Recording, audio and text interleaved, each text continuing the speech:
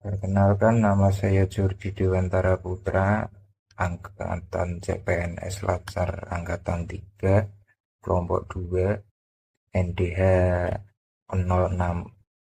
Ya, pada kali ini saya akan menyampaikan tugas individu mengenai learning journal tentang agenda 3, di mana agenda 3 itu membahas kedudukan dan peran ASN dalam mendukung smart governance.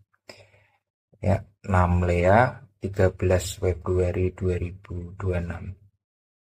Pada agenda 3, saya belajar bahwa smart governance bukan hanya soal digitalisasi layanan atau penggunaan aplikasi dalam pemerintahan. Lebih dari itu, smart governance menuntut perubahan pola pikir ASN yang memahami bahwa kedudukan ASN sebagai pelaksana kebijakan publik, pelayanan publik, dan perekat bangsa harus bertransformasi di era digital. ASN dituntut tidak hanya memahami regulasi, tapi juga memiliki literasi digital maupun mampu memanfaatkan data dan bekerja secara kolaboratif. Hal yang saya sukai dari agenda 3 ini adalah cara materi ini mengaitkan peran ASN dengan tantangan perkembangan teknologi.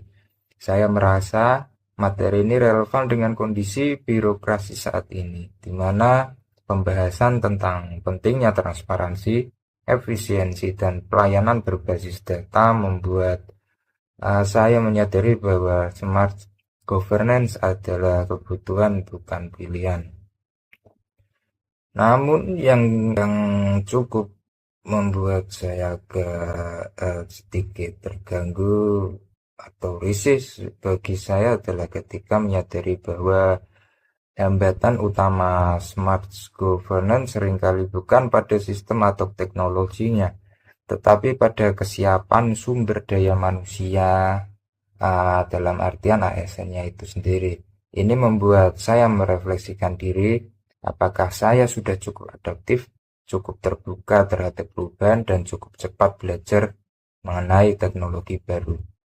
Lalu bagian yang menjadi eye-opener bagi saya adalah pemahaman bahwa teknologi hanyalah alat, yang artinya tanpa integritas, profesionalisme, dan komitmen ASN, smart governance tidak akan terwujud secara nyata. Dalam artian di situ saya menyadari bahwa transformasi digital sebenarnya dimulai dari transformasi diri setiap ASN atau individu ASN itu sendiri. Ke depan mungkin dalam instansi saya, khususnya dalam penyusun materi hukum dan perundang-undangan, saya akan mulai membiasakan penggunaan referensi digital yang terintegrasi memanfaatkan data dalam memperkuat argumentasi hukum, serta meningkatkan kolaborasi lintas unit antara bagian hukum dan bagian teknis. Lalu saya juga berkomitmen untuk terus meningkatkan kompetensi digital agar ibaratnya agar dapat berkontribusi dalam mendukung tata kelola pemerintahan yang lebih efektif, transparan, dan responsif.